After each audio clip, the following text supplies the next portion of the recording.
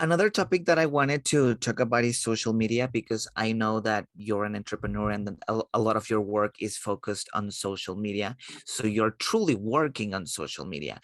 And it's really hard to fall in the temptation of getting distracted, like maybe posting a picture and then getting lost on the gossip for 30 minutes. Or maybe I'm just projecting myself here. But how do you balance that part between work and distracting on social media, handling keeping up because you have to post regularly? How does that process work for you? Yeah, that's a really great question. I'm so thankful for social media. I think a lot of people have a negative connotation with social media, right? Because it can be a toxic environment. You can start comparing yourself and your life to other people that you follow, and that is a negative, usually ends in a negative way, right? So I more so am on the positive side of it where I'm just thankful because without social media, I wouldn't be talking to you right now.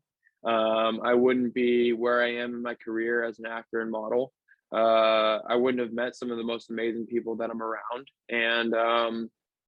And yeah, as much as it can feel like work sometimes, uh, having the perspective that this is what I do for a job is quite amazing to fall back on. I'm so thankful that I have that, and that's part of my job. Of course, I'm a human, and anyone that's on there is a human. So we need to remember that anyone that you're content that you're consuming from someone that you're following, those people are humans just like you, and they have feelings. They have a million things going on in their life. And I think that sometimes we kind of like forget about that there's a human element of social media. And, for example, like if I post a picture that I really like it and, it doesn't get a lot of traction or likes or whatever, like, yeah, like I used to get kind of caught up in like, oh, like that sucks. Like I really like love this photo. Why is no one else seeing it or whatever? Like the stupid algorithm. Like that used to be something that I would get hung up on. But the thing that I always remember is I'm like, I'm booked, I'm busy, I'm more so using social media as a tool to share my life with the people who care, more so than using it to just kind of like I don't even know what to call it, like look for gratification, like look for validation. Because I had that point in my life where I needed to kind of understand the difference between putting myself out there for me and putting myself out there for others. You know what I mean? So I was dealing with that at one point, but now I just put it out there because I genuinely want to put out what I'm putting out there.